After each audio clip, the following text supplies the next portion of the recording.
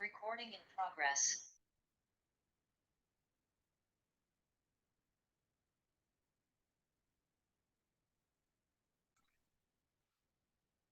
All right, we are about to start, and I am here on day 2 of Creating Cultural Legacy workshop and live streaming on Facebook for those who are not able to make today's session. And do me one more favor, Miss Nadia, if you could direct message some of the people that you saw yesterday in the group, that would also be helpful. And I will send a quick message to a couple of people, but I don't want to delay what I have for you today. Welcome to part 2 of Creating Cultural Legacy. And today's session is a continuation of yesterday's session. If you were not here, you can go into the Facebook group, the private Facebook group, and take a look at that video. It is phenomenal, in my opinion. I'm kind of biased, but it's phenomenal in its content and structure. I created a workbook just for you so that you can go through and create your own cultural legacy. Let me make sure I'm recording. I see live, but I don't see recording. Yep, I am recording. Just want to make sure I'm recording. Yesterday, I had a special guest, which was it's Christopher Brown. Yeah, Christopher Brown. And he spoke on trust, entities, taxation, probation. If any of those are of interest to you in creating the legacy that you want to leave for your children's children, then you don't want to miss that. It will remain in the Facebook group along with the previous challenges that I've run. So take the time to look at that content. As I promised you, I will create a blank template for you because the one I have is locked for me, so I don't want that to be edited. I will duplicate that, and then you will have one that you can edit yourself and put in your own information. As I mentioned yesterday, take this opportunity and create your own cultural legacy. Because when you're gone, the people that are left behind, they want to remember you for the things that you think are important. But if you don't make them important by documenting them and keeping them top of mind, then that will make it more challenging for the people that you leave behind, especially if you leave assets. I'm seeing that people have reached out to me. I want to make sure that they know that we are on. So I'm just going to do a quick join us now. Just a quick join us now for some people that maybe it's Saturday morning. So the template that I'm creating for you is a duplicate of what I've created. So there's 2 products that you'll have as part of this workshop. You'll have a template for the playbook, which is what I used in the challenge, and you'll have a template for the workbook. And you can use both of those for your own business. And so these are tools that I want you to be able to use for your business in addition to creating your own cultural legacy. And where we left off yesterday was on page 10, I believe. So I'm going to pull that up myself. And we were talking about documenting, taking steps to document and preserve the legacy. And I told a story about the ring, and Sumi shared a story about some ear pods, and I believe she said there was something else that was lost and it was found. I think she said her engagement ring or her wedding band. So I thought that was amazing to hear just how God, surprises us with those things that we think are forgotten. When we ask Him, we find them. So I'm grateful for that. And I am just doing I kind of have a little bit too many things on my screen. So as I find the playbook and want to make sure I have it in front of me so I can go over it. And I have literally pulled everything down off my screen. So I apologize for that. Here we go. Okay, where we left off was documentation, and I shared with you that I am taking oral kind of interview strategies. So if you know someone in your family that knew your parents or that knew your grandparents, and I know that might be challenging for some of us who are up in age, but you might also, and this is one thing I did in the last workshop, is check out Ancestry DNA. Ancestry DNA not only looks through your sample that you've provided, it's just like a DNA test with the saliva. It looks through your historical information, but it connects with other people in your family that are looking. And I sent some of those DNA kits out to some of you. So that is the purpose of that. If you have the DNA kit, take the time to take the test and research it. I get email hits on my mother's family because I'm in the process of creating a big family reunion in 2024. And in order to do that, I need to know people.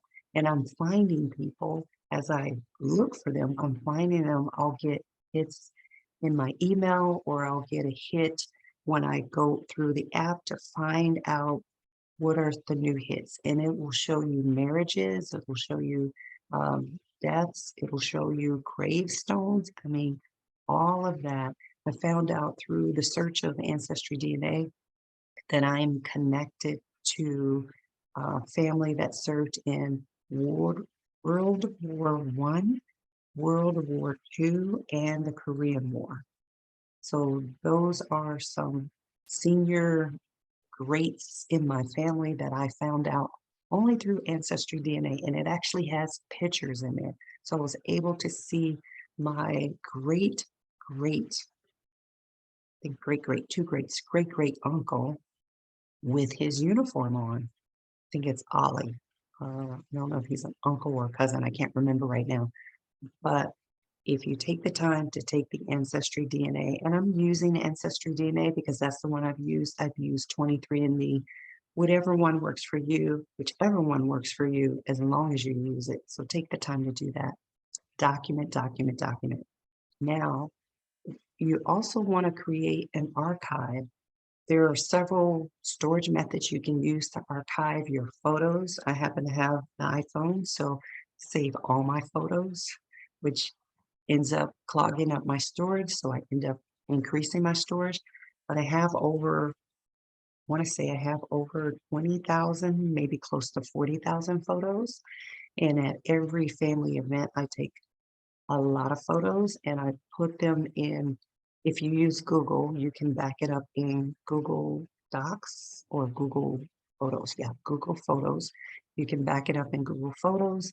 And there's also, for those of you who are Google people, you can go into the Google admin and create another storage for, I think it's only $9 a month. That is massive. Whatever works for you. I have Dropbox. It's another tool that you can use to store those family photos, archives, and collectibles because you want to preserve the legacy. Yesterday, I wore a t-shirt which showed the family crest because my family has searched through Ancestry. I don't think it was Ancestry DNA, but my family did a big five family reunion. And prior to then, we had family reunions. We have family reunions almost every year until COVID. We kind of slowed down the roll, but I'm picking it back up again on my mother's side of the family because her family did not do that. She is the matriarch for my family on her side, meaning she's the oldest living relative. Now, on my father's side, we had the big five in Arizona, and a lady that was in the workshop the first time, her name's Yolanda, she actually planned the big five. She happened to not only be a past client of mine, but she's a relative, a distant cousin. Well, I shouldn't say distant, it's not too distant. Second cousin, that's not too distant. But my parents were very good in sharing with me and sharing with all of us, their kids, who their family was. It was important to them that we knew who our aunts and uncles and cousins, they would say, this is your first cousin, this is your second cousin, this is your third cousin. That was important to them. What's important to you in the legacy that you are creating? Do your children know their family? I know some people are estranged from their family, and that really, breaks my heart. So think about family. What do you want to preserve? And if it was challenging, difficult, broken, then it starts with you. It starts with you. You get to create this new legacy. All right. So that's documents. Now, cultural events. I happen to have lived in Milwaukee, Wisconsin, and we celebrated Juneteenth Day every year. When I came to Washington, people didn't celebrate Juneteenth Day. At least it wasn't very prominent. You'd have to go to areas where there were a lot of cultural diversity to see things like that. Juneteenth Day is that traditional time where we as African Americans would celebrate freedom, celebrate the time that slavery was abolished. So that is part of my legacy, and it's part of the people of my culture, our legacy that we share together. So, what's in your culture? What's in your lineage that you want to preserve and celebrate? Celebrate. Believe Nadia, I don't know if you want to share anything about your culture in terms of what do you celebrate? Is there something significant that you can point out that is part of the legacy that you have in your family lineage? I didn't know about Juneteenth Day until my parents started taking us and talking to us about it. Didn't know what it was about. I just knew it was a big block party. As a kid, that's what I thought. But it was a lot more historical significance than that. So if you let me look at the chat and see if you've mentioned anything really quickly.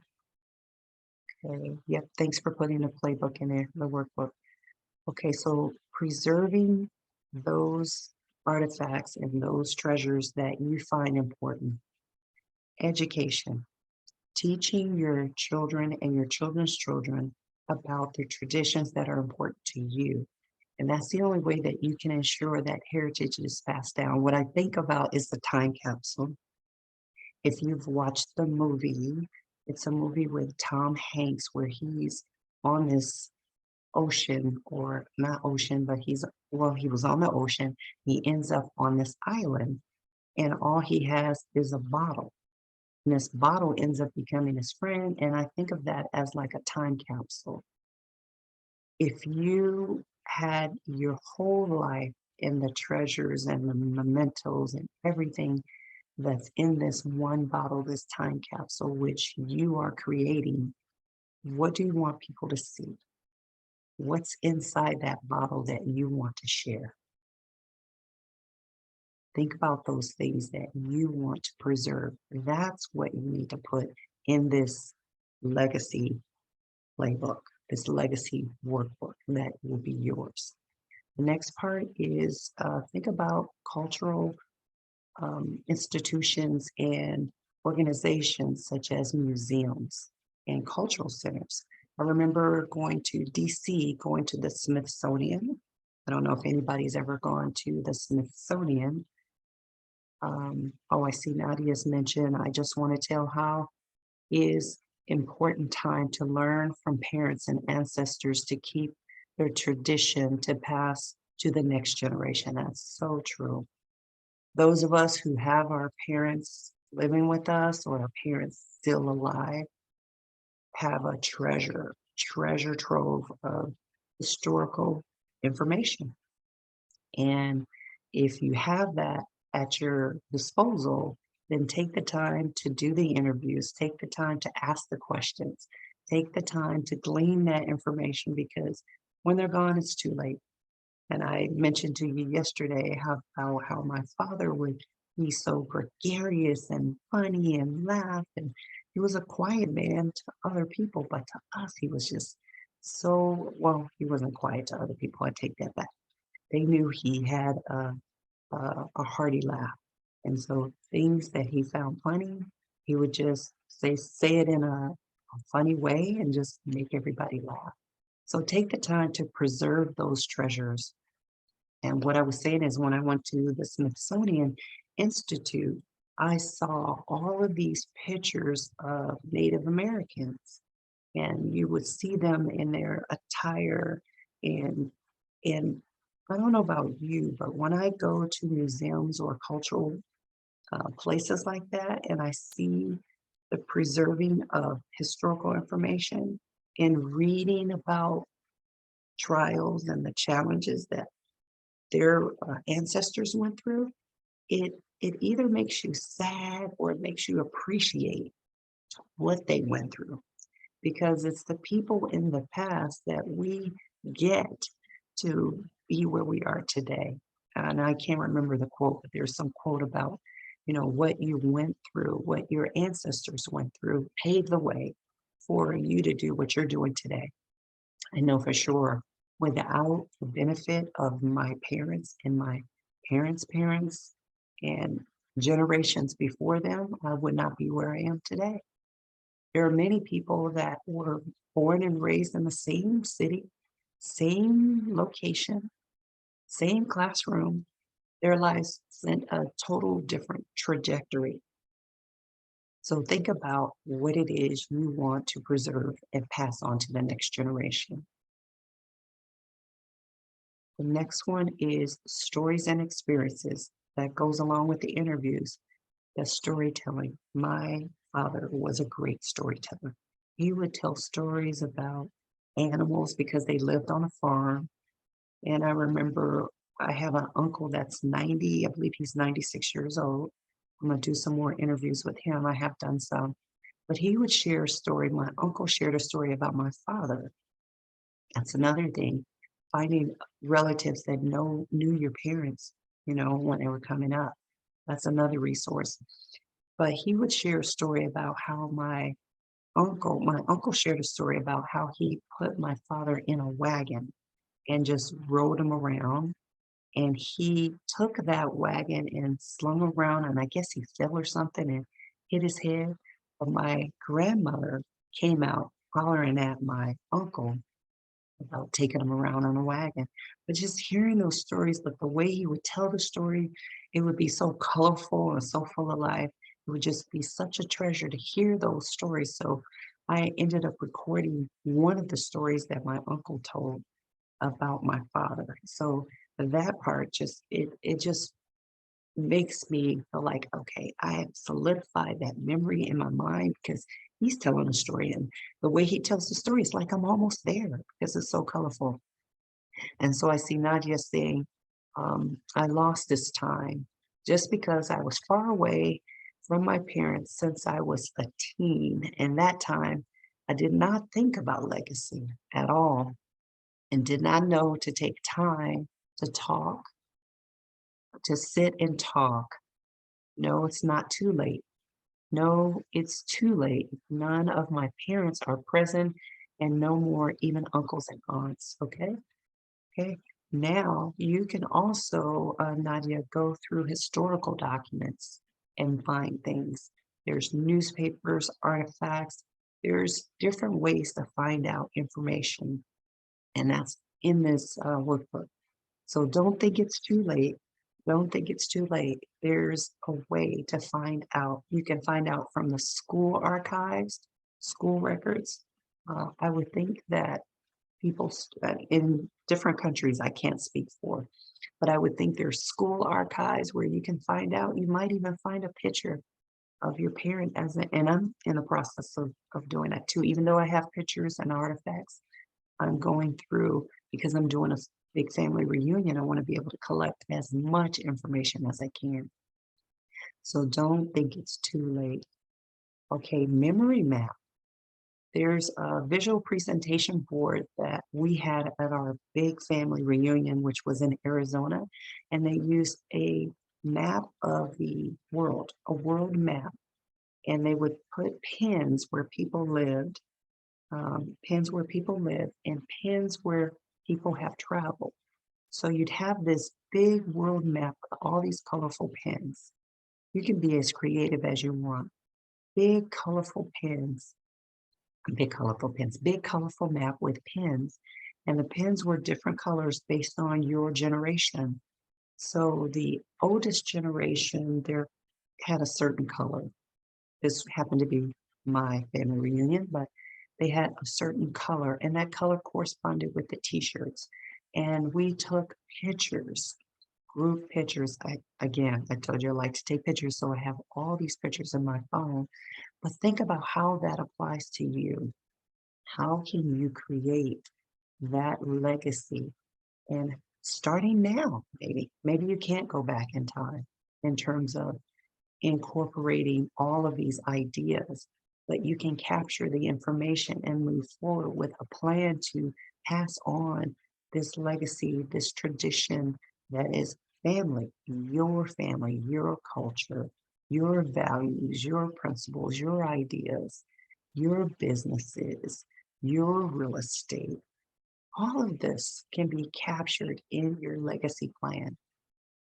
So think about that. I love the idea of a memory map, and I just remember seeing that when we went to our Big Five reunion in Arizona, having that big map. I did not realize at the time how significant that was, and that was a couple of years ago.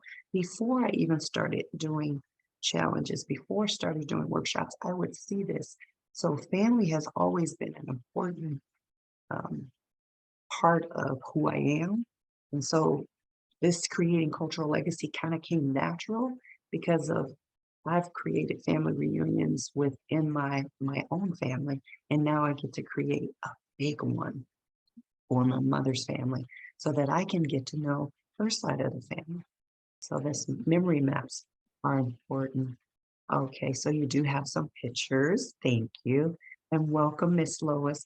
So we're talking about how we can create these memories and experiences on creating cultural legacy. We're on page 14 of the workbook, and I was sharing about my my Big Five reunion, which was in Arizona, where we had five.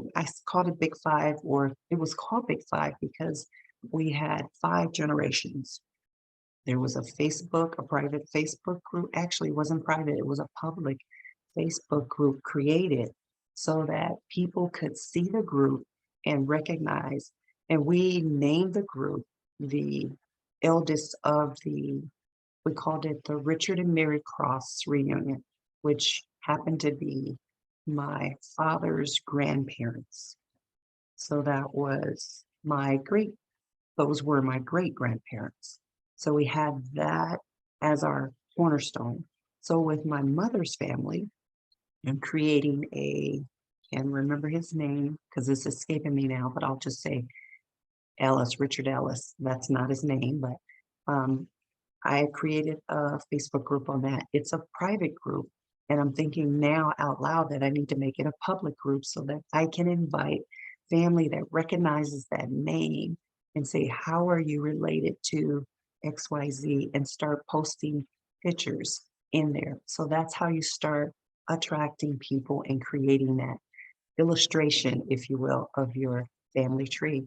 I have a niece that I interviewed in this group, actually in the challenge group, where she talked about a family tree that she created. I don't think she mentioned it on there. I'll probably have her come in this group and do a short interview on her family tree that she created. She has this big, colorful tree like painting, not a painting, but a drawing.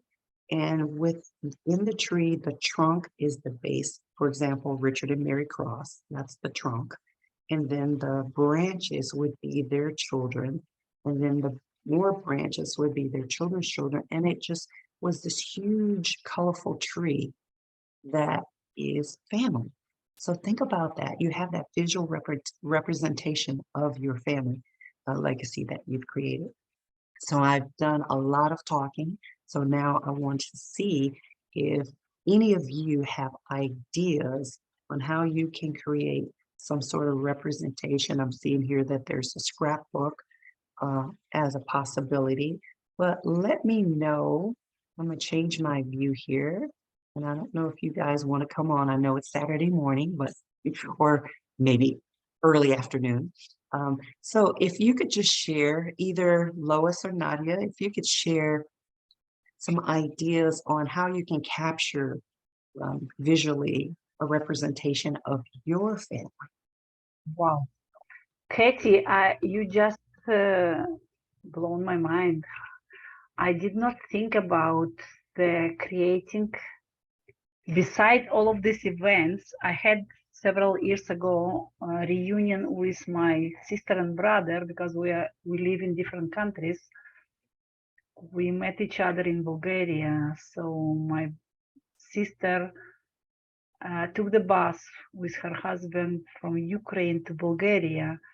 My brother came with his wife and two girls from UK to Bulgaria. Mm, We flew from Canada, my husband, and then our son came there as well from Canada. So for 1 week, we rented the mansion, its house kind of by the beach, and we spent all day, all night eating this beautiful food and tasty food that we used to, because Bulgarian oh, and our food, they are similar. And it was so nice to, for so long time, I haven't been with my siblings due to the two immigrations from Ukraine that I already had in past 25 years, but since 1995 actually already. Oh, soon we'll be, wow. we'll be 30. So just because we lost this connection, phone is expensive was to call all the time and how much you can talk on the phone. But now you gave me idea. I see that they are getting in touch with me, but to create the Facebook group private for only my family and my siblings and the children's, because I have lots of nephews and nieces and their children already. Do you know, kind of, it's good to have in one place and to start Yes, at least this time of the year, because we already lost our parents and our aunt and aunts, uncles, and just to be connected, reconnected, reunion, and see where does it go. Because I did my DNA and I saw that my roots are in Europe, Bulgaria, Italy, and Albania. So yes, now we have to get into. I found 6 and 8 cousins, but wow. fourth and third, I already know they're in Ukraine, but they're getting already old as me. So we have to reunion. Thank you so much for this idea for Facebook, You're and I really, welcome. yes. Now take action. Take Yeah, action, Miss Nadia. I will, and I already looked at. I have the tree, and I have the album that I did with my son when we lived in Israel. He has to do the project for the family. As much as I had my knowledge, I started doing this family tree, and I have a picture of everyone that I do have some of small, kind of pictures. But now I have Nice. lost everything there, even though it is in Nice. Hebrew. Yes, that's fine. That's fine.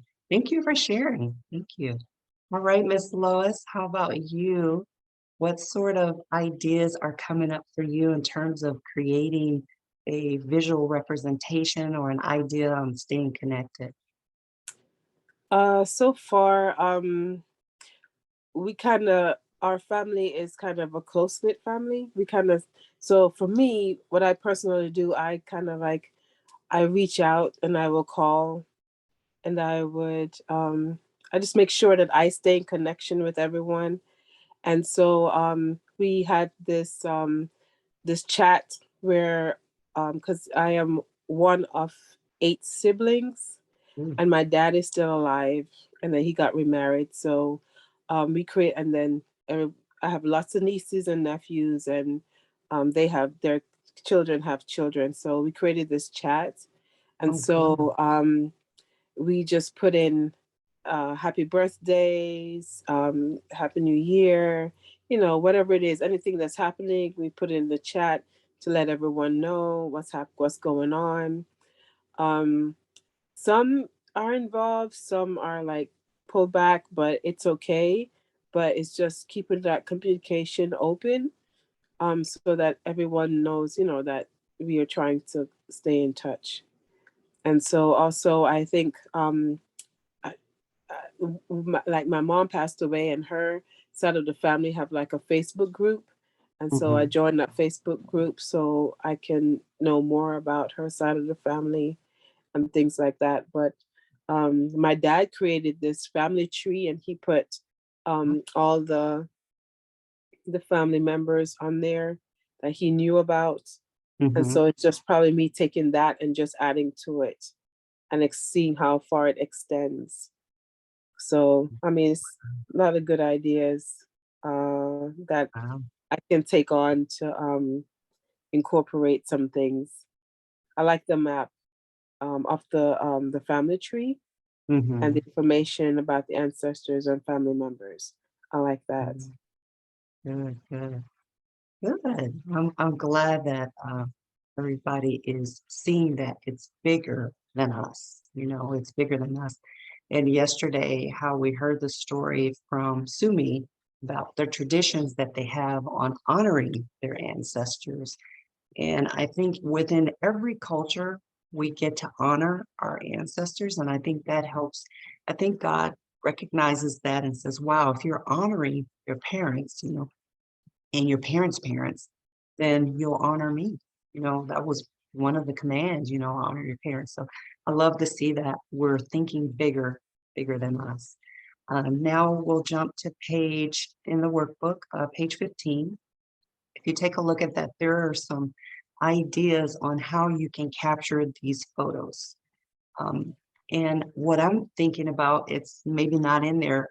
I mentioned it to you, Nadia, but there's newspapers. I remember for myself as a high schooler, I played basketball, and my mother kept a picture of me that was in the newspaper, and I didn't even realize. Maybe it wasn't in the newspaper, maybe it was the yearbook. I remember it for me, it looked like it was an old newspaper, but she kept it like in a scrapbook when I was kind of going through some photos at home. I thought, wow, she's keeping something of me. So that was kind of encouraging and honoring to me that she would like recognize that and keep it.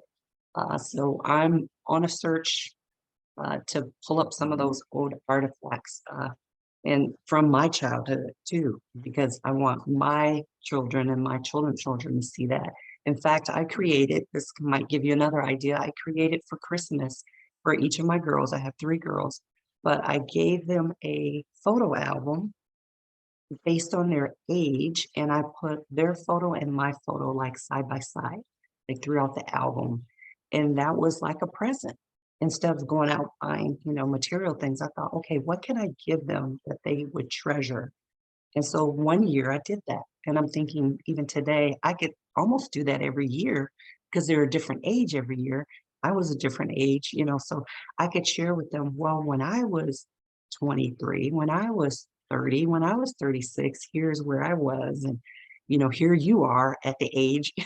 So seeing that, I think, is another good idea to capture that information. And we already talked about illustrations now. I love drawing. I have not drawn pictures in forever, so that's something that I want to pick back up. But using those illustrations and memories that you actually create. So when you could create a scrapbook and actually like illustrate some things and show. I was listening, this is kind of on topic, off topic. I was listening to a documentary yesterday on Bill Russell. Bill Russell was a basketball player for the Celtics, and he did not score a lot of points, but he was considered a most valuable player because he thought strategically. He would visualize plans before And he would visualize these plans over and over. He would go to the library every day as a child, and he would read books and see illustrations on Michelangelo, and see all these beautiful creative drawings. And he would try to replicate them at home, but he couldn't quite get it. But then it connected for him once he got the basketball and he learned to play basketball, and he would visualize being on the court, seeing the ball, jumping, catching the ball, getting the rebound, throwing it out to the player. He would see this over and over in his mind, and it just snapped for him. And he became so valuable to his team, but he wasn't really recognized for that until later, because he came up and he was like the only black man on the team, And so he came up in an era where he was able to take the skill that he learned from his mother. His mother said, she took him to the library and he said, what's this building? What's this place? She said, you're going to spend a lot of time here, because she wanted him to educate his mind, because his family came from the South. And in the South, they didn't allow Black people to go to the library. That was not a place they didn't want us to learn. So when they moved up north, actually he moved, I think he said, to California, he just was an avid reader because that's what he learned from his mother. And he learned the skill of visualization by trying to do something that he was not good at. He just kept trying to draw because he wanted to draw, but he couldn't draw until he started to learn about visualization. And that is under illustrations. And I don't have visualization on there, but it just came to me as I was kind of looking at that. Create that illustration that works for you. And maybe the tree doesn't work for you. Maybe, whatever doesn't work for you, but find that thing that works for you by doing the thing that maybe doesn't work for you. Right now, I can just visualize what I'd like to see here represented in my home to express my cultural legacy. But think about what works for you and create it. Write down some ideas. If while you're looking through this or while I'm talking, if you have some ideas, just write them down. And charts and graphs, what I envision is having when I do the big family reunion, I envision having boards showing from the generation that started this reunion and going up, because I'm more of a business strategist where I see blocks, I see squares. And so I'm just seeing how these squares are connected and just going up, almost like a flow chart. Yeah, like a flow chart. So with the flow chart, the family head, and then going down, branching down to all of the different people, and then have a little block and say, this is me, and see how you are part of a bigger tree. The word says, that he is the vine, he's the true vine, and we are the branches. So we get to, and when I see that, I think, okay, that's like family. God, Father, Son, Holy Spirit, that's family. We are family, so think about that. Think about that visualization. Okay. Oh, yes. I just want to add something. I got my book. This is a book that I started. It's 3 kind of. If it's see here. Let me spotlight you. Here we go. To see it, yes. It's an album that it starts from all of my family start here.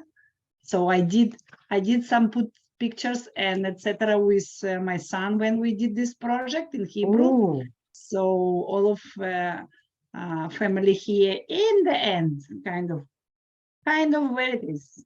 Oh my God. Here it is, all of pictures of them. So I'm so happy that I started. So I have to continue doing it.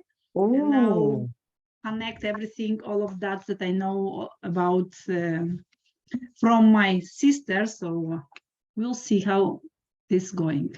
You gave me a good idea. Oh, good. How long have you been creating that?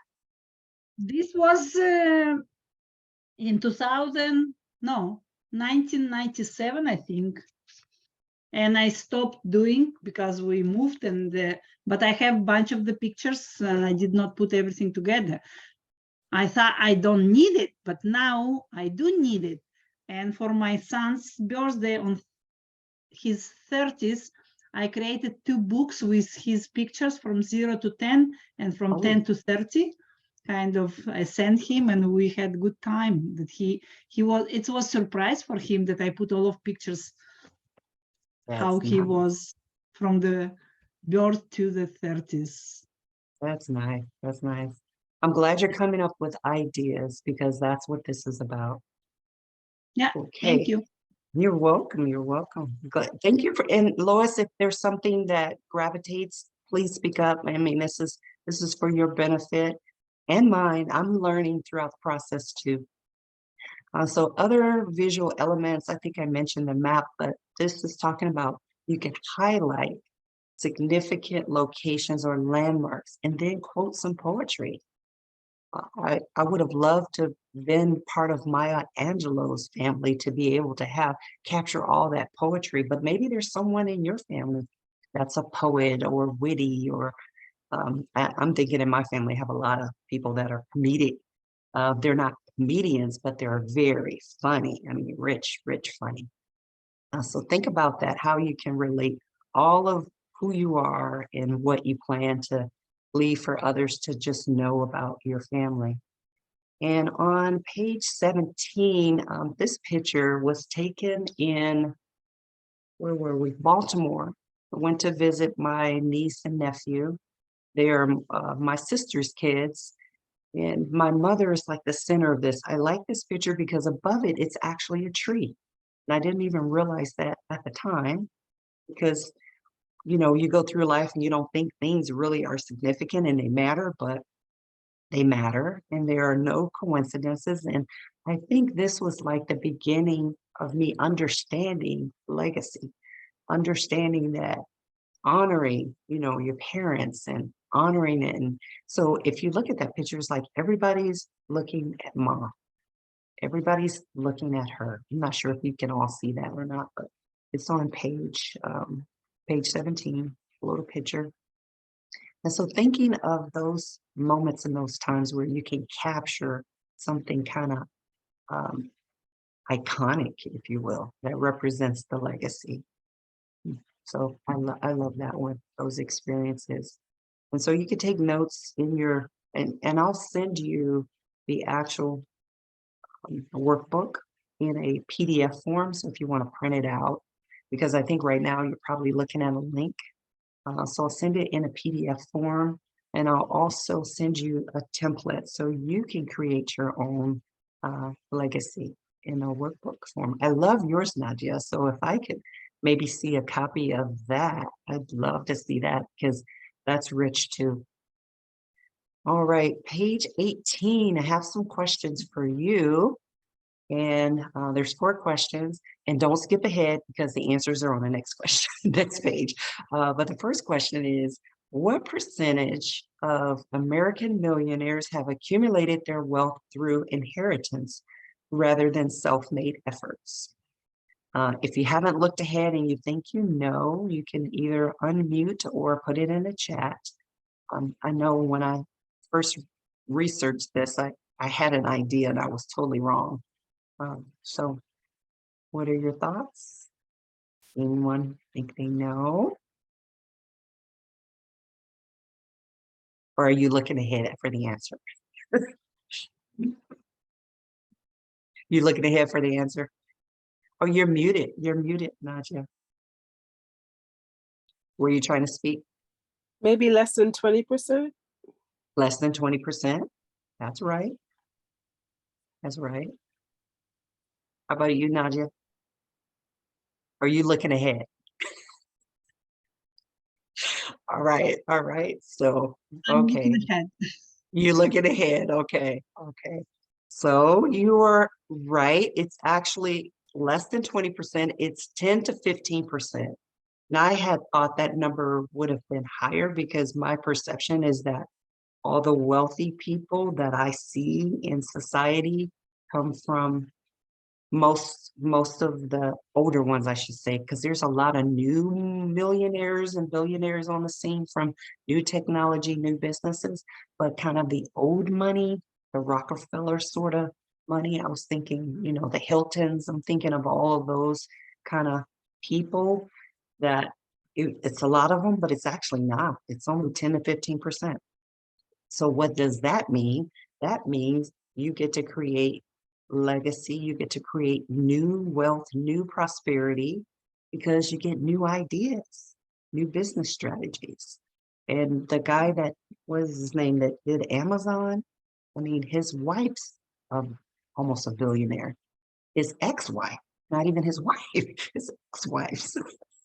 So it's just interesting how that comes to pass. Okay, second question, and it's okay if you've already looked ahead. Second question, in terms of personal property, what are some items that people often include in their cultural legacy for future generations?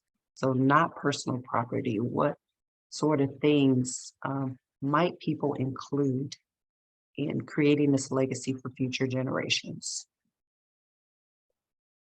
Yeah, it could be the coins, collection of Mhm. coins, stamps, any collection that they are doing, books, jewelries. Yeah, I collect $2 bills, and I have a big jug in the closet. Okay, I'm telling you, ladies, I have a big jug in the closet, and when I get a $2 bill or I see a $2 bill, I like get it. I'll buy it from or exchange it from other people, and I take it home and I put it in this big jar.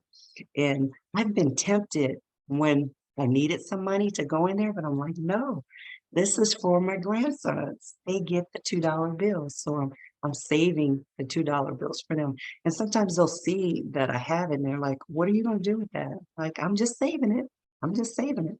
So what are some things that you can think of that you are saving to just give to someone else? I even thought about Susan B. Anthony's. I was like, oh, I'll save those. But I don't know. I'm just not sure about saving that coin because it's not a whole lot of them in circulation. Maybe that's even better though. So I could add that to the collection. So we shall see. Are you ladies saving any special trinkets for the next generation? I attempt to collect the different kind of pen. Pen? Ink pen? Yes, writing pens. I like You kind like of. writing? Yes, Oh, good. So that's a I like signature. That's I like texture of different kind of, so and mhm. from different places. I had a friend that she was traveling the time that I couldn't travel, and she was bringing me as a souvenir a pen. Mhm. I'm thinking of Beanie Babies. Did anybody get into the Beanie Baby phase? You know, had you heard of, no, Beanie Babies? Okay. No, Lois, did you have let me see if I mean, okay. I've heard of Beanie Babies, but I never really collected them. But my I think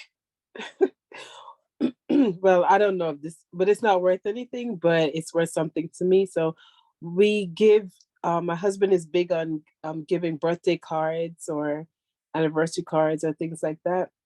And Mhm. so we give them to the kids, we give them to each other, but I have a hard time throwing them away. So I Oh, just them and I just pack them away. I don't know. I just now you just like, that's something I could hand down for them to go yeah, back and read because we yeah, write things in them. And so yes, each other. And then sometimes I even go and I look back at what my kids wrote me. I was like, wow, they wrote that? I can't believe they wrote that. that's So good. so I'm thinking, you know what? That's something that I'm not gonna throw it away. I'm just gonna, yeah, just pass that down for the next generation so they can see, you know, what we said to each other or how we thought about each other. Mhm. Yeah. Thank you for that. Yes. You're welcome. You're Good. welcome. It's a good idea. I think about the cards when you say that, the cards my mother would write to me. She would write because I was in the military and I was deployed to Somalia. So I was there and she would send me cards. And like you said, handwritten. we don't do that anymore. Everything's, text or computer. So we don't get to see that writing, right? That's like a lost art. So yeah, I like that idea, Nadia, too, with the pen, because you can link the pen to something that you've written, like your writing. Like, this is Yeah, what I thought about, blah, blah, blah, whatever. I That's good. together with thank you. Together with these books that I created for my son, I put the story, my story, Mm. how I thought about him since I was 15, and all of my journey for him to have the life that he has now. I put all of this in the story, and he read Mm. it. So, Oh, and it was kind of emotional moment that time. We had the Zoom during the COVID. We could not meet each other, so it was time that he opened the present and read, and I saw on his face that it wasn't easy for him to read my story, but I know that he has it. And what else I'm collecting? I'm collecting, being a teacher in 3 different countries. I'm just collecting all of these cards that parents gave me. I cannot throw them, with small picture of children oh, that they've been in my class, in my group, do you know? And I have tons of for 42 years. It is a lot. So wow, wow, wow, wow. yeah, Good just idea. kind of let him read what they thought about me. Yeah, yeah, yeah. Because the kids are so honest. Yeah, if they say you're great, you are great. Thank you. Yes, yes, yes, yes, yes. So the answer is exactly as you said. So anything that you consider personal heirloom art, photos, any of that, jewelry, mementos, anything. I love the card idea because I actually do save cards. I have a big box right behind me here of cards, but I haven't been saving the ones I've had lately. I just have like the old ones. So I'm thinking now some of the newer ones that I'm getting to kind of put those aside too. So thanks, Lois and Nadia, for those ideas. Okay, question 3. When it comes to real estate, what are some strategies for passing down through generations to ensure its preservation?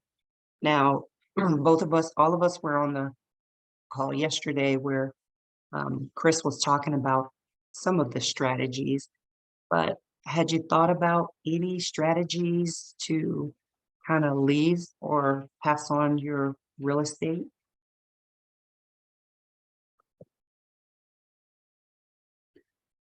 The strategy that I'm now working on, leave the real estate. Do you have a strategy for it though? How are you going to do that? For now, I did only my will, and I have to find out what else can I do. Right, right. And it's because you're in Canada, so it could be a little different. So I would check out whether or not you want to get a trust, whether that's something that would work in Canada or not, because you can include everything, not just the real estate. You could put your business because you have a business, all of the things that are valuable to you, put it in the trust. So Yeah.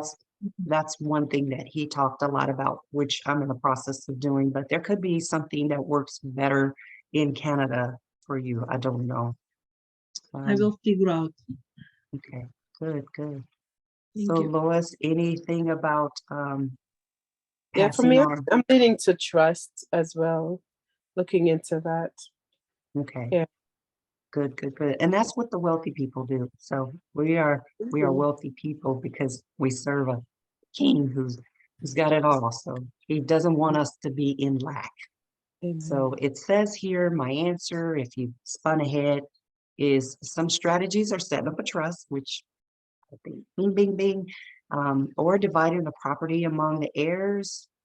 I've thought about doing that, dividing the property, but I like the idea of the trust more because as the family goes on, I could see the rest of the family through the next generation benefiting from what I've created, just like my father did. His grandchildren are getting to benefit from what he's created. But it's also important to consider those tax implications. That's why it's good to consult a tax attorney if you're considering that, or a estate planner. Okay, question 4.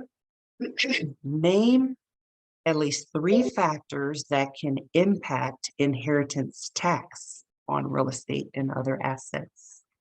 So this would be from yesterday, if you can remember any of those factors that could impact inheritance tax on real estate and other assets.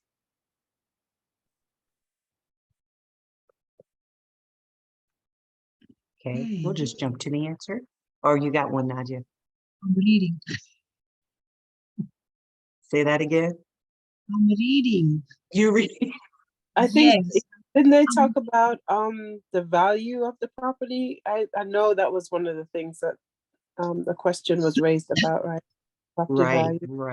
Okay. Right. Value. That's definitely one big thing, because if it's worth something, it's going to be higher tax. And if it's not worth a lot, so yeah, you're taxed based on the value, definitely based on is the value very of the asset. very important that kind of, if your child is getting property as a gift, so why he has to pay the taxes? Because there's inheritance tax. But this is not for kind of, it's already, if mortgage already paid, taxes already is paid, why child has to pay taxes to government? It's already done. It is his own. Why? I cannot understand this stuff. It's because the government wants to benefit from that increase of an asset that's passed on to someone else. And maybe it's different in Canada, but I know we have inheritance tax. So there are ways to avoid that. And Chris kind of talked about that. One is, and one my father did, was a death deed. So upon his death, the deed transferred to me. And so there was no inheritance tax, even though I technically inherited the real estate. It wasn't through probate, and it wasn't an inheritance to receive that would be recognized through the government or municipality. So there was no tax. So that's one of the strategies, is a death deed. Death deed? What Death, is name? DEATH, like you pass away, your death and deed. So upon your death, your real estate would transfer to your son. So that's one strategy. Mhm. And my father did this, and he was wise. I don't think he knew that that would save me from paying taxes, but maybe he did. So he did that. So I mean, that's amazing. And so the answer says, if we want to jump ahead, 3 factors that can impact the inheritance tax on real estate and other assets include the value. Bing, bing, bing. Lois is the winner, winner, chicken dinner. Value of the assets, the laws of the state in which the assets are located or country, and the individual's relationship to the person who inherited the assets. They want to know, are you family or whatever? And then federal and state taxes may also apply. Yes, it's important to consult a tax professional for guidance. So I have consulted a tax professional, and that's kind of the guidance he's given me. So I'm going in that direction. But where you are in your own state, it could be different. So it's important to find out what those rules are in different countries, what those rules are. All right, here we go to page 20, checklists. How are we doing on time? We're doing good. Okay, checklist. And we have already started with the first piece of this, estate plan. If you do not have an estate plan, these are some components that you would want to include in an estate plan. Some some of us already have these. I'm in the process of doing a trust. Many of us are thinking about a trust or any other legal documents that outline your wishes for distributing your assets. I mentioned yesterday that not only did my father pass on the assets, so he transferred the assets, real estate, while he was living. And then the one asset that he lived in, he did a death deed to transfer the property that my mother and he lived in upon his death. Actually, it transferred to my mother upon his death, and then it transferred to me. So because of the laws of the state, the spouse gets it, and then that's kind of how the transfer went. So whatever documents you have, he also provided for me CD, which had money in it to it. And so he had his name and my name on it. And he put in it that upon his passing, it would all go to me. So think about what documents, assets you have that, that you want to make sure that you pass those on. And then financial records. This is a biggie, especially in this era of cryptocurrency and all these other methods of investing. There's passwords that we have that maybe we haven't shared with anyone else and only we have it. And you have to pull out the drawer in the back of the whatever to find the secret code, or it's on our phone and our phone has a password and no one can access it when we're gone. I happen to be going to a funeral today where a lady who's was about my age, who was a mentor in real estate. She passed away suddenly, and her, family is devastated, of course, but they're using her phone. Fortunately, they have the password to her phone, and they're able to access a lot of her data, her account, all of that she had on her phone. Now, I don't know if she had cryptocurrency because you can't save that data on your phone. There is a way to get into it from your phone. So think about those things that maybe are valuable, that if you were to leave the planet today, would anybody have access to it?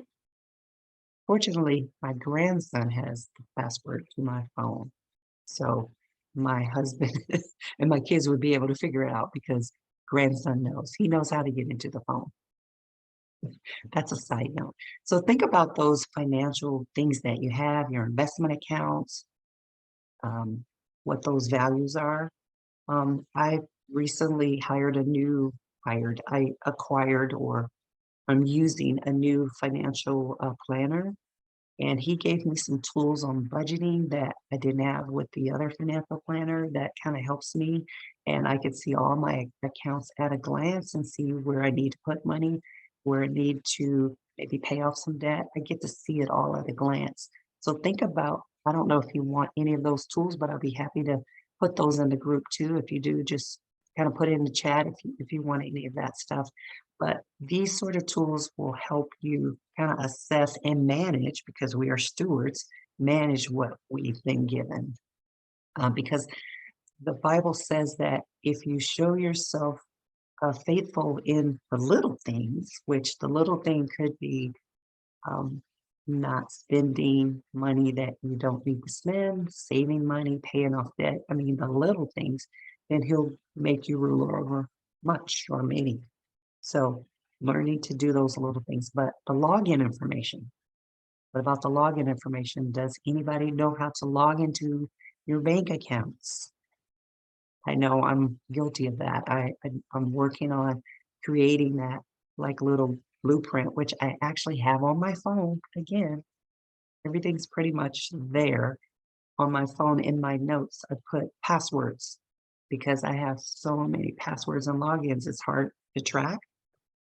So in my notes, I put passwords, and I'll put the name, I'll put the login and a password. And I'm continually updating that because you don't want to keep a password too long, it breaches security, all these things. So constantly, and that's like an ever evolving thing. Okay, real estate, list all your properties. You do this for taxes. If you have investment properties, you put down your investment property because you get to write off expenses on investment property. So that's another benefit of having investments. You get to write off the repairs, you get to write off the management, you get all those write-offs, which offsets your income. So if you have a business and you're producing a lot of income and you don't want to pay a lot of taxes on that income, have a business, because with the business you can write off. Having real estate investment is also a business. You can also write off whatever other business you're doing. So all those write-offs help to keep your tax liabilities, your tax payments down. So list all of your assets, your real estate assets, and if you have mortgages on them, put the mortgage, put the taxes, put the rental income, and see if it's cash flowing for you. Maybe it's time to increase rents. I know I have maybe 3 that I need to increase rents on.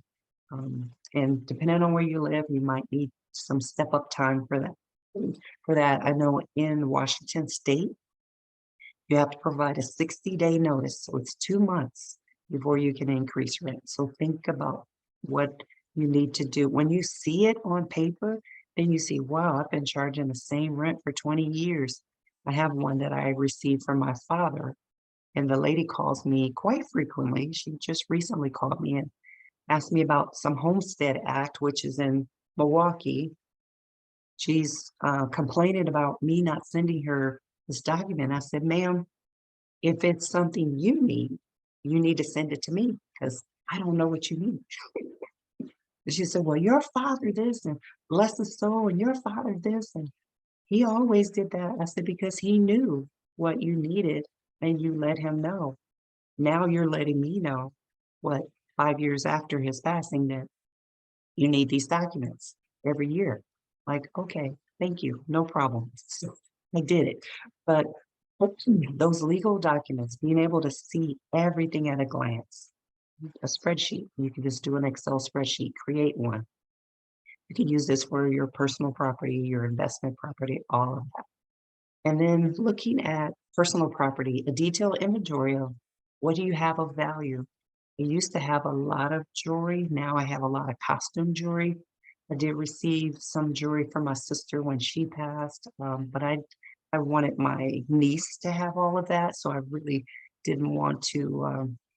I didn't want to take much of that. I think I might have some rings in there, but not much. But think of the things that are sentimental value for you. Maybe there's some heirlooms. Like I said yesterday, my mother's wedding band, which I'm believing is going to be found. I mean, that's definitely an heirloom.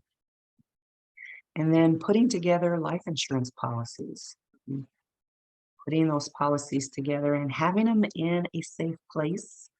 I just received a, what do you call, fireproof box from one of my clients that's in the garage that needs to come in the house and put all the papers important papers in there, because God forbid something happened, we want that to be preserved.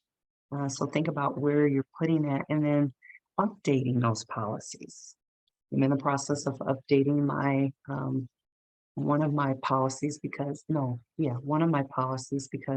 I was a single mom at the time. So it's a really old policy.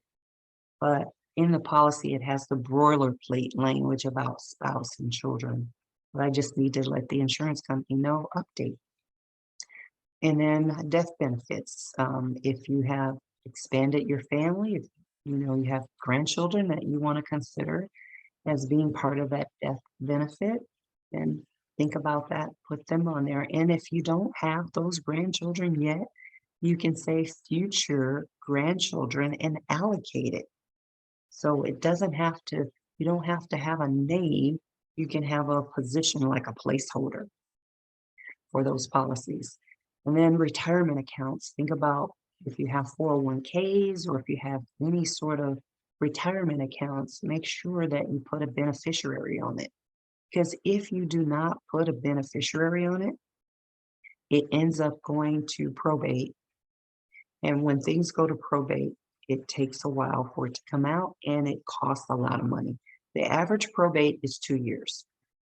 So think about the expenses that are incurred over 2 years. Sometimes it depletes the accounts. Think about a bank account. If you have, let's just say 100,000 in there, you have 100,000 in a bank account and it takes 2 years. So there's expenses that the attorneys were accumulating over time. You don't want that.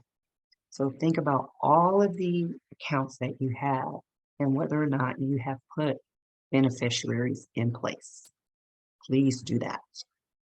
Okay, next part of the checklist. This part I hadn't really considered a lot, page 21. I'm talking about business interests. I had not thought about this. So as I was preparing this, I thought, okay, I do have a business. I have several businesses, and I do want my family to benefit from my business should something happen to me. So I'm a licensed broker, so there's commissions that come in. So that's one umbrella. I have an online business, that's another umbrella. I have a investment flipping business, that's another. So all of these different business entities, the LLCs, the corporations, all of these are interests in what you've created in your lifetime that you get to pass on to someone. So think about that money that you have coming in, what happens to it? If it's in your name, right? You've created it. Maybe you have some sort of annuity sort of thing going on where you get income on a regular basis. It's on autopilot. Maybe you've set up some system where you're, they call it evergreen. Maybe you've set up some business that's evergreen and you're receiving some residuals from it. How is that going to pass on to the next person, the next generation, or your spouse? So think about that. Okay, let's go to tax considerations. Okay, just understand what the implications are for taxes. And I would always say consult a tax attorney or a CPA. CPAs are pretty good and they're not as expensive as a tax attorney. So you can consult a good CPA in your area and get a idea of what would be the best strategy for taxation and how gift taxes would be. How would gift taxes look if you were to gift something? Because maybe it's not as significant, maybe it is significant. I just think anything that has to do with taxes that you've already paid taxes on can be avoided. Can be avoided. So it's not, I well, I'll call it tax avoidance, okay? I said it, there you go. Tax avoidance. So you want to avoid paying unnecessary taxes. Believe in paying what's owed, and I do pay my taxes. However, I think there's benefits in understanding and knowing how not to pay unnecessary taxes. Say it that way. I think that sounds better. Okay, next one is digital assets. Believe it or not, you have some digital assets, your social media, your social media. I did not think about this until I started doing this, but your social media accounts, and then instructions on how to access them. Fortunately, like I said, I'm going to a funeral today. The lady who passed away has everything on her phone that her daughter is now accessing. So they can go into her social media account. They can post about her service today. They can see what business, maybe she's launched something online that they didn't even know about. So they can access that information. But having one resource that your family can go to is paramount. So like I said, I have pretty much everything on the phone and I'm continuing to update it. But think about those things that help you get into your accounts will also help your family get into your accounts. I have horror stories in that regard. My best friend from coming up, her husband passed suddenly, and he had a trucking business, and they he had just had a medical appointment, so he was in very good health. And one morning he complained about a cramp in his leg and called his wife down, and she called 911, and they tried to revive him, and I guess it was like an embolism or something. I don't know what it was, but he passed suddenly, and he had not had a chance to do his will. He did not have a chance to go into his accounts and pass on any password information. They were totally locked out of everything. And so no will, no life insurance. They were just in the process of converting um, everything over. And so if there's a lapse, if you're hearing this and you're thinking, okay, I got a lapse in coverage here, and I was thinking about doing this, don't delay. Don't delay. She was devastated, continues to be devastated. This was a couple of years ago. So those little things that you think, oh, I'll get to it tomorrow. Well, as we know, tomorrow is a gift. And so we have today. And so today, if you're thinking, okay, I need to take care of that today, that one thing, take care of that one thing today, especially if it's going to help your family. Okay, I don't know who that was for, but that needed to be said. Okay, succession plan. Wow, succession plan. A plan for passing on the management and ownership of a business you may own. Okay, so it may not be within your own family that you want to have this succession plan. Maybe it's a business partner. Maybe it's an employee, that maybe whoever it is, but have a plan. Okay, what's going to happen to this business when I'm not here? Because especially if the business is profitable, you want to be able to continue that because that's your legacy. So think about a succession plan. And then attorneys. It's definitely important to consult attorneys when you're talking, or attorneys or financial advisors when you're creating a comprehensive inheritance or legacy plan for your unique situation, because we all have different things we bring to the table. So what is it about you that you want to pull together and ensure that it goes to the next generation or your spouse? And anything that you consider a value should be part of that. And having just a consult, I think, helps. I know when I got out the military, I consulted with a financial planner, and they gave me all these different things that I needed to do because I was getting a lump sum of money when I got out. And I set up the insurance, I mean, all these different things I set up. And so consulting with someone first, and maybe the first person you consult with may not be the person that you want to work with, but get some recommendations and referrals on who would be best to work with. And going to page 22, it's exactly what I said. Start as soon as possible. So I was listening to the Wisdom Challenge, and I can't remember who said it. I think it was Heidi Baker, I'm not sure. But she said, there's no time like now. She had a vision for creating a school in Africa. I forgot what part of Africa, but she had this vision for creating a school, and she didn't have the money. She didn't have, right? She took a stick and she started with a stick in the dirt. It just kind of reminded me how Jesus was writing when the people wanted to stone the woman, and he just started writing. Could you imagine what he wrote? Maybe he wrote start now. No, but what can you start now?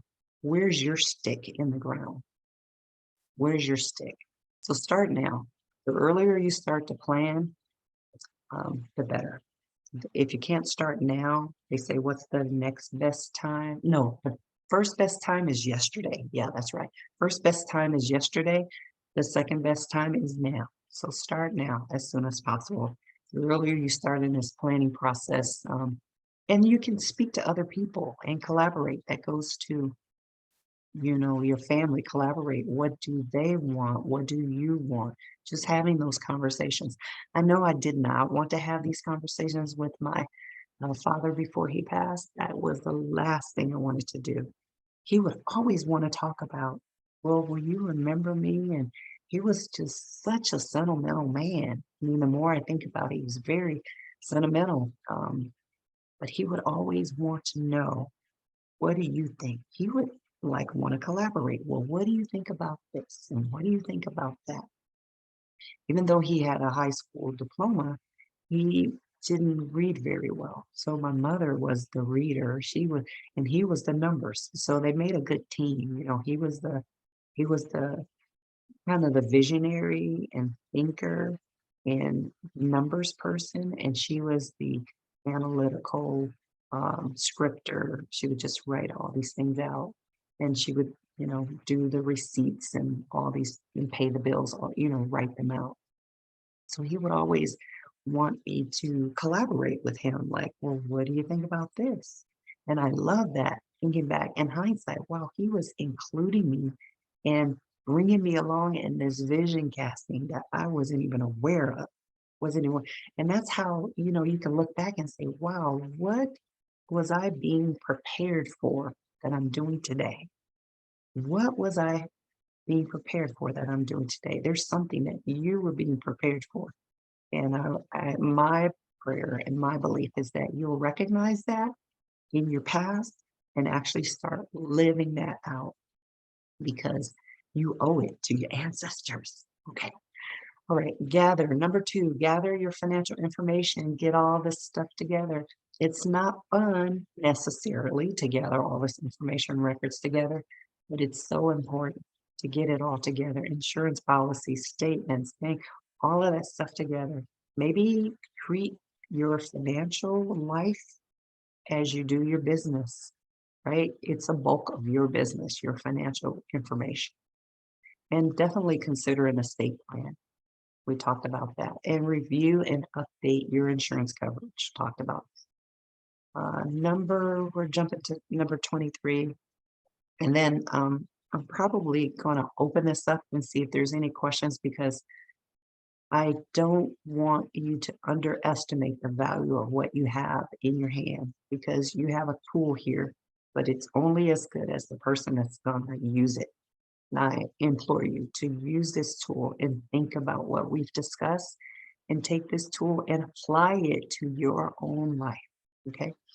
On page 23, we've kind of talked about a lot of this, but document your personal property. We talked about that. Now that inventory sheet, I use the same inventory sheet every year when I file my taxes. I have this Excel spreadsheet that has the properties in it, and I just change the year. And if I've changed the rents, I change the rental amounts. If I have different interest earned, I change that. So you don't have to recreate once you've created, you just update and manage, if that makes sense. So once you create this, it's just managing, stewarding what you have. Okay. So that's if you haven't heard anything else, create so that you can manage and steward what you have.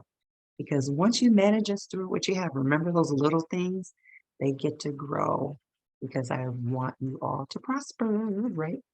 Okay, next we'll go to, I'm trying to see, we'll jump to number 8 because we've kind of talked about some of these things already.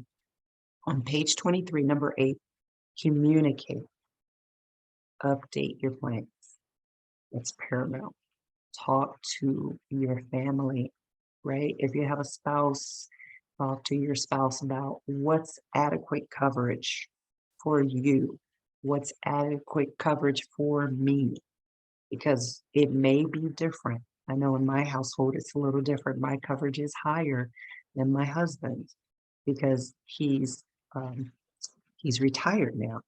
So his income is a little lower, but he has income because he's got disability. So it's actually increased some, but mine's still kind of offset. So we're almost parallel in that regards as far as income.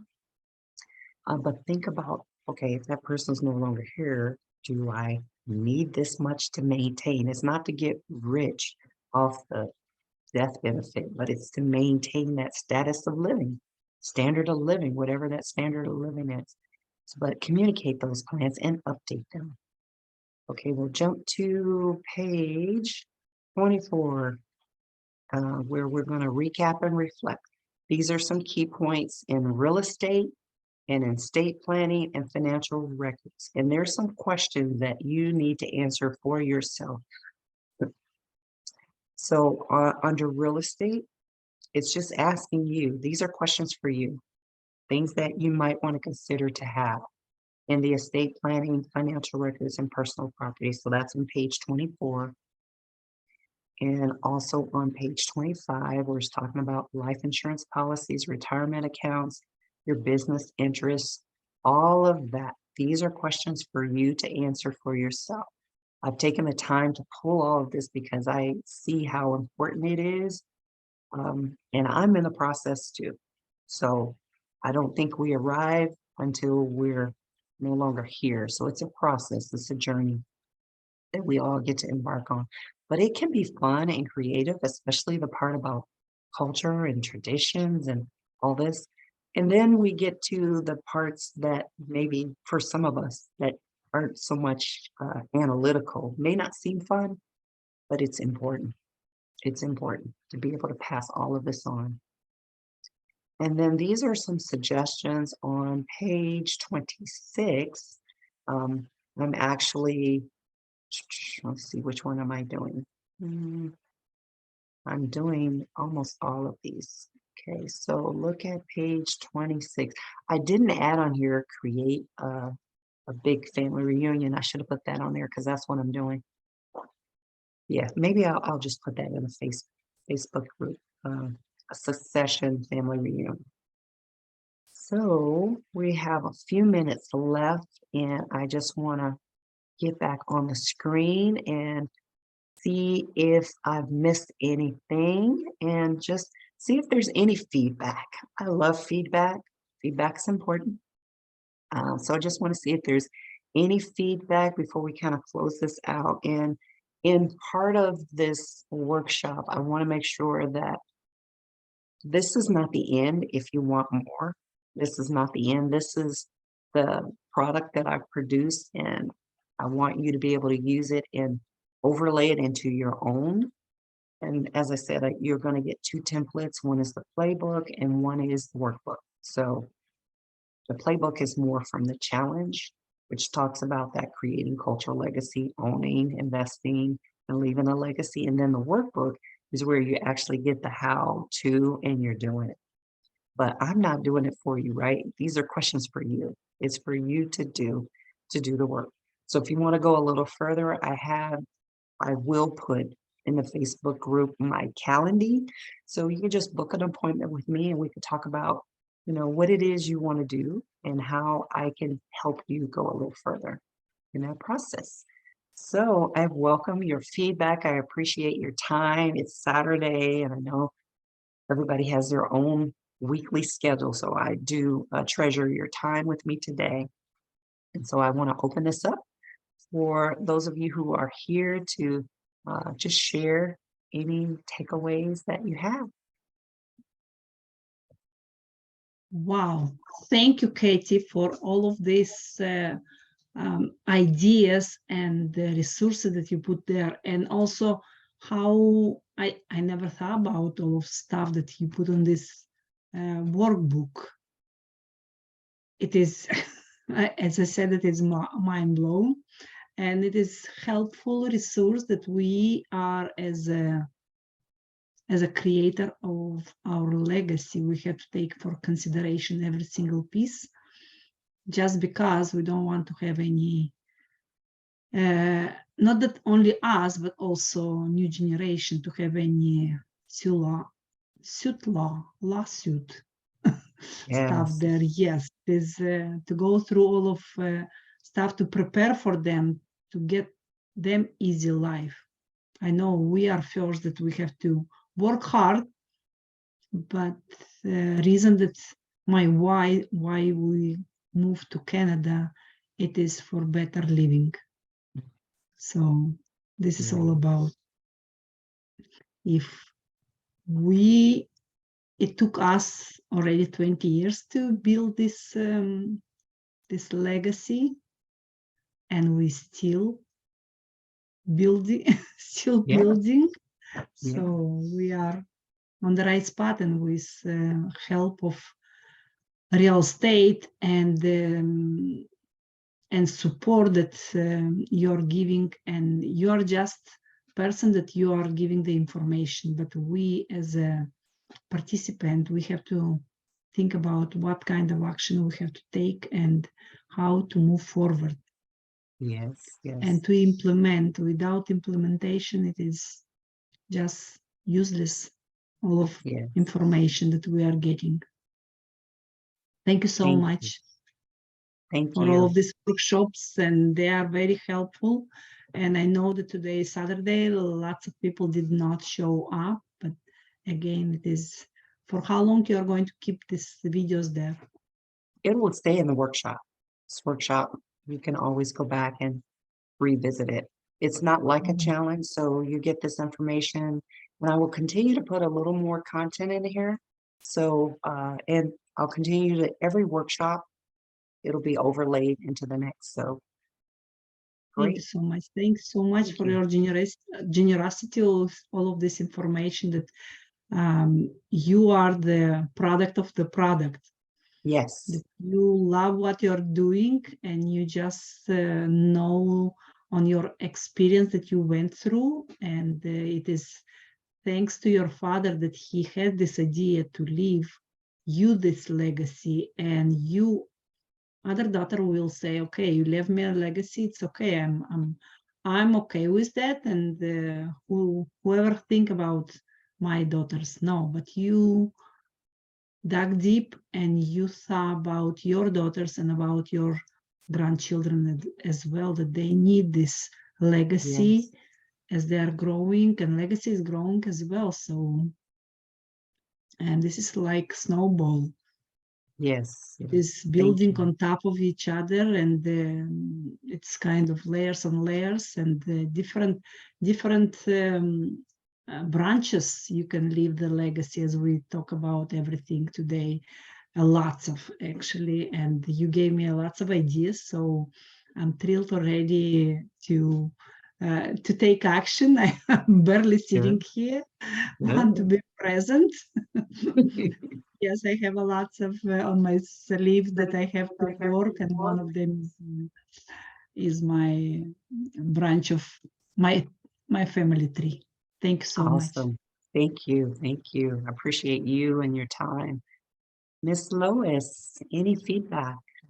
Yes, I really appreciate this. Uh, you really gave me a lot of confirmation on some things. Like with my husband and I, it's like sometimes with finances, we kind of like lock heads. It's like I want to face things, and he just want to like, but it's just like no, we have to. We even had like one of his friend co-worker. He saw him one day. The next day they didn't see him. They found out he was dead, and it's just like, and this happens this week, and so it's like you can be here today and gone tomorrow. Yes. So, and now it's like they have to do a GoFundMe, and so it's like this is so timely that God is like really speaking, and I'm like listening that you are here to educate the body of Christ. And I thank you for what you are doing, that this is timely. He wants us to know and Yes. understand. And I just see so much more in store for you, so much more. And but just for me, in just confirming a lot of things that husband and wife, we need to work together, Yes. and because it can't all be the wife, because the wife would more be the one to just go in and take handle the finances. But I just see the husband and the wife coming together to build a foundation, leaving a legacy behind, and just establishing that foundation. So yeah, maybe you can do husband and wife kind of thing, literacy. I just see Yes. literacy and a lot of things coming out of this, and Yes. and and just you being no offense to anything, but being an African American woman, right? And we don't see that often. That is like financially stable, have money, have properties, and have all these things. And us, because, in the Black community, we don't see that a lot, right? We Right. just think lack. We just think, I can't have anything. I can't, you know what I'm saying? And so you represent to us like, hey, yes, this is possible. You can have that, so hey, I know you don't take it for granted. I know but it's just you are representing us who are one of, and God is just showing me like, hey, you are where I want to be, he's gonna take me, Yeah. so I just appreciate you and I applaud you. And yeah, like I'm looking for someone that would mentor me through this process from where I am, right, Yes. to the other side, So I'm coming out of hopelessness and coming out of the barren places, right, where you lost, but yet taking you from loss to recovery and just Yes. coming on the other side. So yeah, it's like, thank you so much. I really appreciate this. Thank Thank you. you. Thank Yeah. you. I really appreciate all of these comments, and it's a double confirmation to me. Every time I do a workshop, there's a comment that tells me, okay, keep it going, because I'm looking to see, am I going in the right direction? So thank you. Thank you both for sharing um, what you've shared. And it's not over. So to hear about mentorship, I'll set my Calendly link and we can just discuss what that looks like, because I'm open to do the couples thing. That's a new strategy that I just heard today. So thank you. Thank you. So I'm going to close us off of Facebook so we can say goodbye to Facebook. I'm going to do this right, Miss Nadia, because she was teaching me yesterday. So we'll say bye to